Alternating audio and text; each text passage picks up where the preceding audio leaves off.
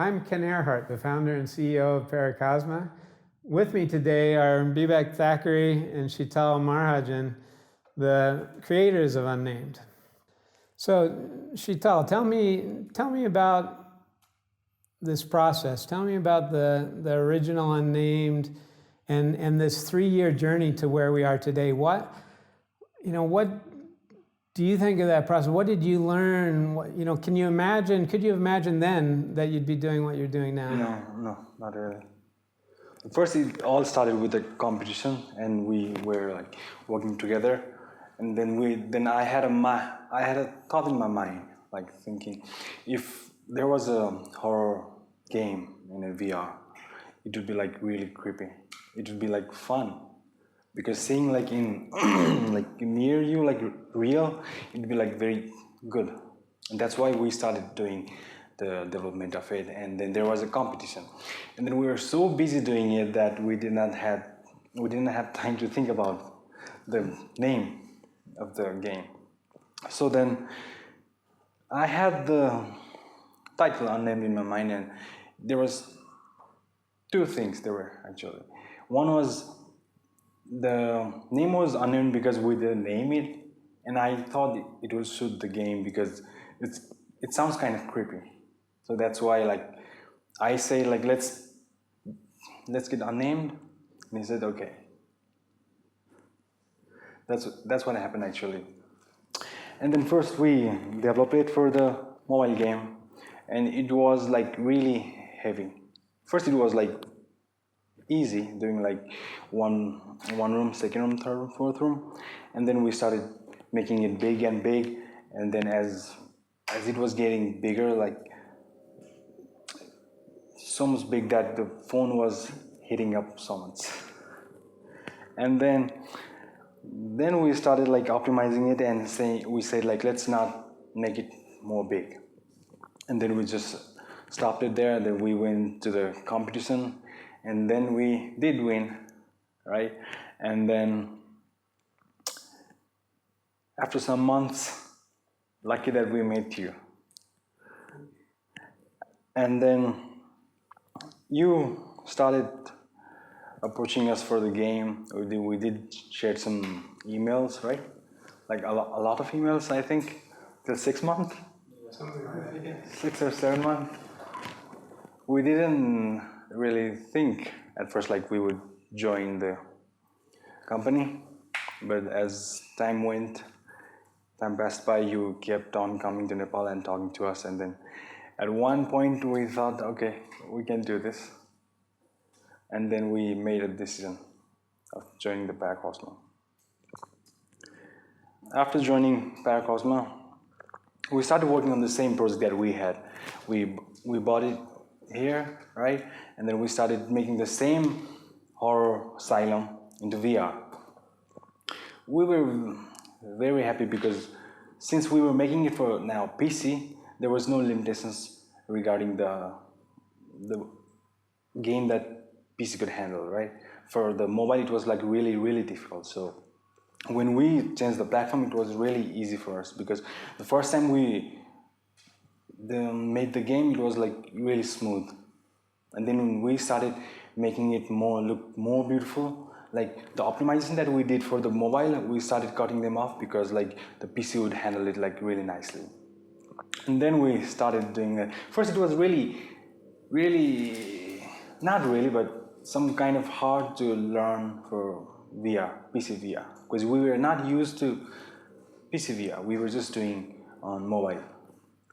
So then we started developing it. We just did exactly the same that we did on mobile, but with Oculus Rift and Vive actually first, and then it turned out to be good, right? And since the game was already developed, right, and we just had to work on the graphics, and then we did that, and then we thought of what else can we do, right? And then we were sending many demos for the programs, the exhibitions, and then we thought of, if we are doing it for PC, right? So why just do this much? Let's upgrade it. And then we started thinking. First we thought of making a story in the game, a horror story within the game. So that's why this mansion was actually designed for horror. Every texture, all were so creepy at first. I think you guys know it, right? There was all dark, and you had flashlight, and we thought of making it as a horror story at first. As time passed by, then you started telling about the exhibitions and people what they like and what they don't like, and then we thought of. I actually like the idea of making it a sandbox actually, because then we don't have to think about stories for horror. It would be like much easier for us to work on as well, because then we are not bounded to something, to a goal. We can do whatever we want. That's why we just thought of room and then we made it. Whatever we can possibly think of, we did it, and we discussed, let's do it. And then we started designing the mansion without the textures of the creepy things. It all started like that. And we had some kind of menus for a time, but you said you didn't like menus. And I actually like the idea, like the learning curve, like we don't have any learning curve. You go into a house, you just learn by yourself. I really liked it very much, the idea of not putting any of the menus. So like, that's why Unnamed is different from other games, I think. You don't have learning curve, you just go, you do whatever you want inside the game, all right?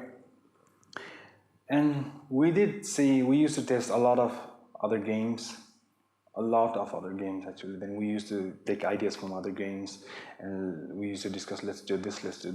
Can we do this? Yes, we can do. We can do this. No, we can do this. Okay, let's leave it.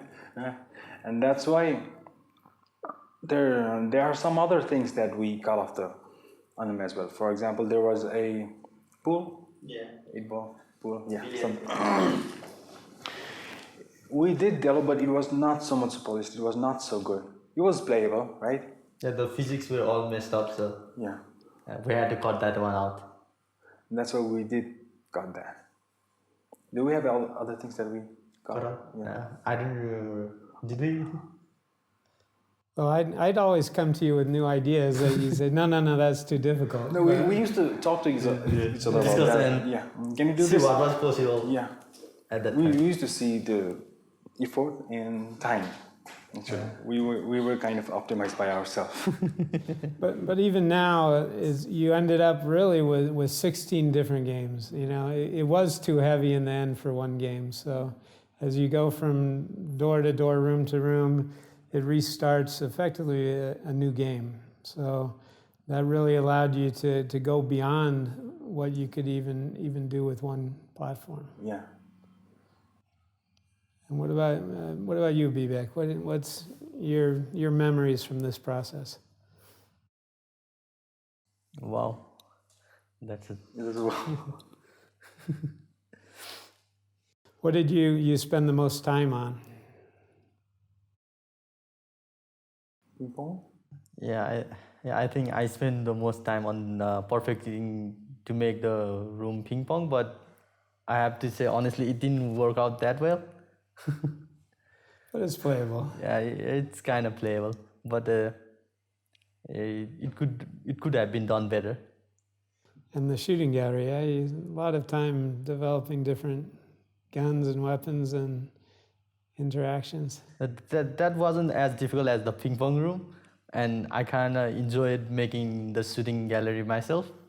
So it was kind of fun to make the room. How about you, Sheetal? What did you focus a lot of time and effort into? I mostly focused on making games look better. Yeah. That was my main focus. He was the one who designed the game, like the main architecture of the mansion. So when you two play the game, when you go into VR, which room do you go to first? I personally like graffiti room. Yeah. Yeah. And why is that? What? It is kind of cool, I think, drawing. I just like the street art, so I think it's good for me. How about you, Vivek? Yeah, my favorite would be the 3D painting room. But if I play Unnamed, I mostly go to the shooting room to see if there are any bugs. Yeah, well, What's your best? Yeah, what's your favorite room? I always go to the adventure room first and start by jumping onto the trampoline. It was really great too when we were doing the demos, right? We had some people helping, and Nayeli, one of the people that helped, she got really into the climbing in the adventure room, and so we started having races and competitions, and she'd race me, she'd race the players that came to the expo, and that's why we asked you to add the timer. So there's a timer now in there, and you can hit the timer, climb up the room wall, grab the rail, and end the timer. And we just go and go, and she got down to, I don't know, 20 something seconds or very, very quick. What was your time? Oh, it was just slightly above her, right? But and that's the thing, right? I think that's kind of the only sort of scoring mechanism, but that again came out of how people played the game. What they wanted to do themselves, and we often get asked, well, is a multiplayer, because it sounds so fun, and I think you guys, any one of us could provide the answer to that. Is when we started, there wasn't a lot of capability for multiplayer. There weren't a lot of users, and so that wasn't our focus. I think maybe the next version of Unnamed will add multiplayer. Yeah. What room would you like to do if you could develop additional rooms? Additional room. Yeah. What would you build next? I personally like racings.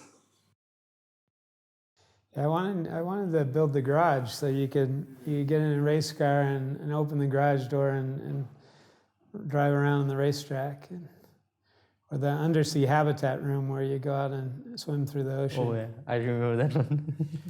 I do like going out in nature as well. Yeah. Our game is like limited inside a house, but I like Going outside. nature. Yeah. Well, the birds are nice when you look out of the great room and the birds fly over and tweet and But yeah, everyone goes to the windows and says, "How do I get outside? And what do I get over there?" But so I guess it still is an escape room a little bit. So you say like you first go to adventure room?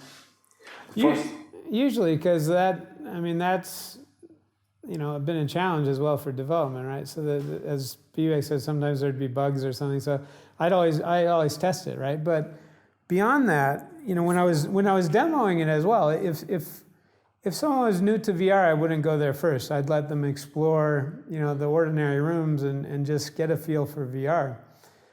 But the experienced players, I would take them first, because I don't think there's a lot of any experiences like that in VR now. You have Richie's Plank Adventure or something where you can, be up high and get that sensation, but not with a giant trampoline at the bottom, right?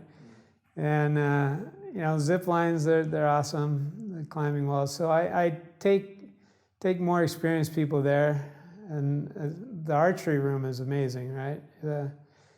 You go into the archery room and it's big. It's, I think, the biggest, well, maybe the shooting gallery or the archery are the biggest rooms in the house. And, the adventure room's 120 feet tall and about, more than 100 feet on each side. So the archery room's this Old West stockade with flaming torches and moving targets. And, you can spend a lot of time there having fun. And we've had a lot of archers play it, people with archery experience, and they really enjoy the physics of that. I think that's one of our best complex physics for that. But 3D paint is great. I mean, everyone loves tilt brush, right? And that's one of the reasons we went to this sandbox format. If you look at some of the most popular games, they're tilt brush or Job Simulator or Fantastic Contraption. They're just, open-ended sandbox. You just do it and have fun. You don't need a goal.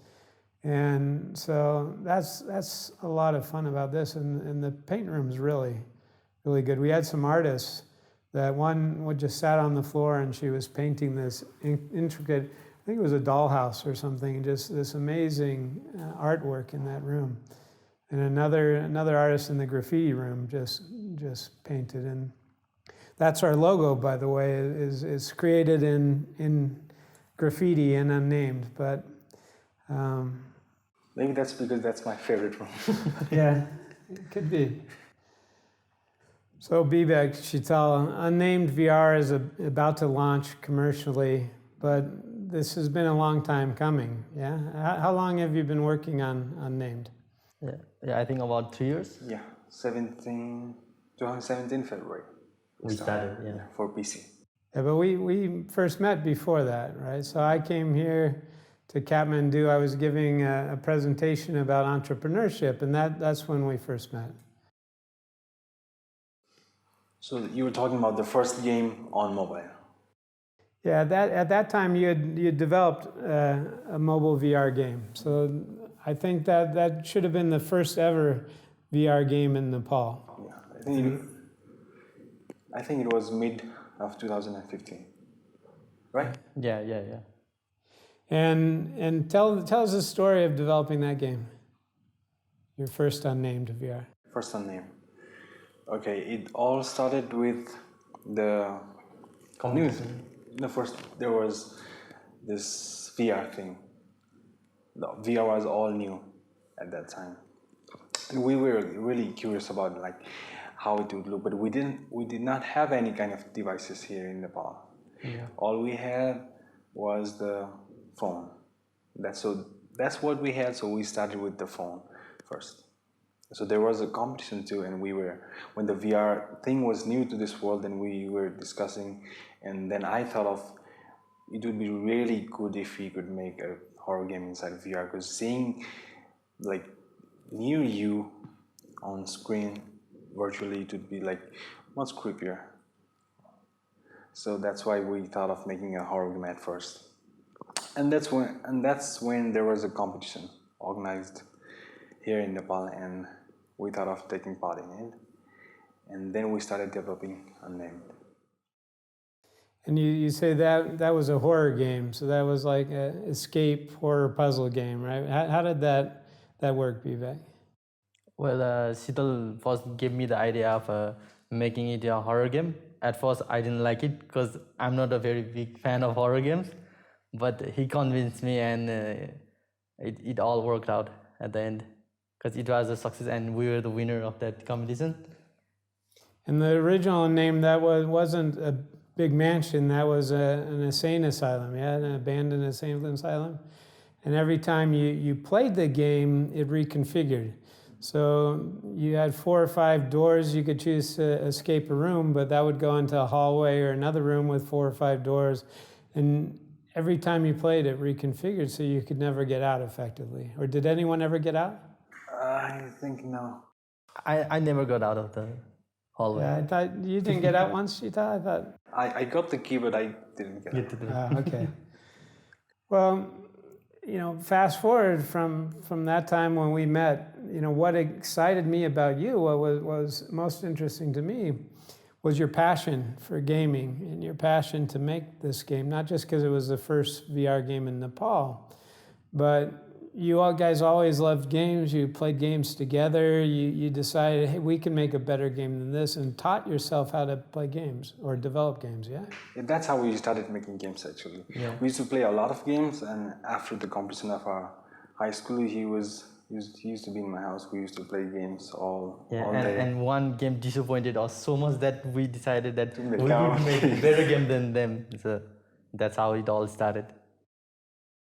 Yeah, and you could see that passion. I knew when I met you, you'd be game developers, in the future regardless. And so when we started Paracosma as an augmented and virtual reality company, my first goal was to hire you guys to run our game development team, and that, of course, brought Unnamed into the company. But we're in very different game now than you had then. How did this game evolve to what it is today? It all evolved because of this PC platform, actually.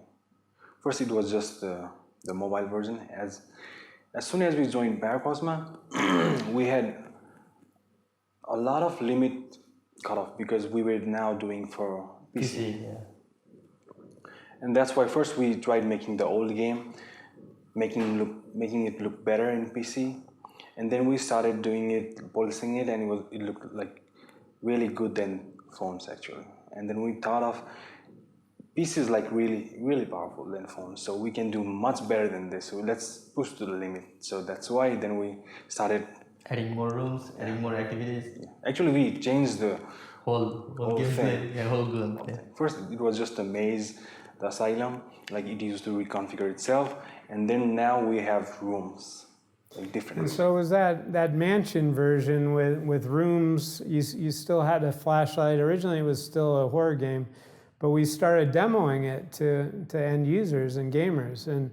And what we found at VRLA, at E3, is the people that were playing this game, the older gamers, they still say, well, what's the point? Well, it's a horror game. Well, why? Why am I in this mansion? They want to know these answers. The young people just played it and have fun. And they'd play it for 20 minutes and come back and play it for another 20 minutes.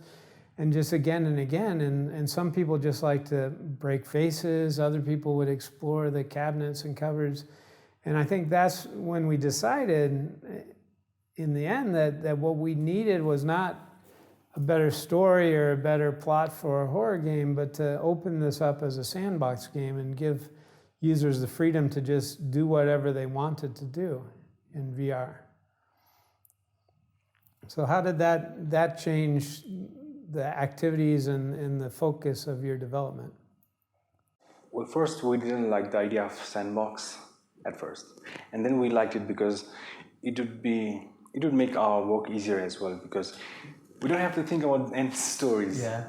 Right? And there's no any sequential, No any goals. There's no any sequential target that you have to do it, right? So when you make it a sandbox, you are free to do almost anything. But then the challenge becomes not to keep with the story, but to make fun, to create new excitement, to give someone a reason to come into this empty house. So how did you go about adding fun to the mix? Well, I think adding fun is much easier than thinking about the stories. Yeah. So what was the first kind of mini game room rather than just a traditional room? First game, I think first we started doing the exploration of the house actually. And then we started doing games in each room. And what's your favorite room in the house? Mine, it's graffiti. Yeah. Yeah, I really like street artwork, so that's my best one. And how about you, Bibek? Yeah, my favorite room would be the 3D paint room. You could spend hours doing new things and you wouldn't feel bored even at the last. If you draw, they are limitless. So you can do almost anything, right? Yeah. Like if you go to other rooms, you can do it, but it's like already predefined every time. So in graffiti room, like you can do drawing, and drawing limits are like. Almost. Yeah, I guess I like the action as well. I love the painting, the graffiti, but the adventure rooms where I always take people first. The adventures room, just calling it a room is kind of a misnomer because it's about 120 feet tall and just as wide. And in the middle is a 90-foot, 100-foot tower where you stand on top of this tower and you look down and there's giant trampolines below you. And you go off the gangplank and fall just straight down onto this trampoline, and then you bounce back up 40 feet something, and you keep bouncing on this trampoline. And it's just an experience you don't normally get in VR, especially maybe you don't want it if you get motion sick, but it's really a great experience. And the same with in the room, you have zip lines, you have the climbing walls, ladders. There's just so much to do that's active in that room. What's your favorite room? That's what I just said. Well, I didn't. Let's see. I said that's what I take people to first. But, Yeah. You can say it now. Yeah. That's certainly one of my favorites, and there's different elements in different rooms that I really enjoy. So the toy room, the block room, we have the vending machine for blocks. It's just I wish I had a vending machine for blocks, right? You're playing with blocks, you need another block, you push a button, out pops the blocks. It's just, fun. And it's just, it's not something you have in real life, even though you're in a traditional house, so to speak. If you have it in real life, you don't have to buy blocks. Yeah. Exactly. The shooting gallery as well, for new people trying Unnamed, when they go in there, you have a traditional shotgun or something, and then there's this little gun, and you pick up this little gun, and it's amazing when you shoot it, because it shoots out these photon torpedoes, these blue photon torpedoes that explode, and it's just dramatic as could be. Everyone gets a reaction out of that. It's like, whoa, what was that? And the heat-seeking missiles, and you put a lot of work into the types of weapons, and not just the type of the weapon, but the interaction of it, the laser gun, the different things. It's shoot the rockets straight up and you get fireworks. It's just a really dynamic room. But I think, so those are the two go-to for fun, like if I'm demoing something and someone's more into that, as well as the painting rooms. But then I think the archery room is probably my favorite, because the first time I went in, it was like, wow, it's an Old West stockade with flaming torches and targets, and it's really a cool room and completely unexpected, right? And in a mansion with exploration, and that's what's exciting to me about the game. There's just room after room of something to do, and something unexpected, and something that's fun. So tell me about the development after you joined Paracosma. How many developers worked on this game over the last 2 years? I think about 10 developers. Yeah, 10 developers. But yeah, continue. So a lot of effort went into making this experience. Yes, a lot. Yeah, a lot.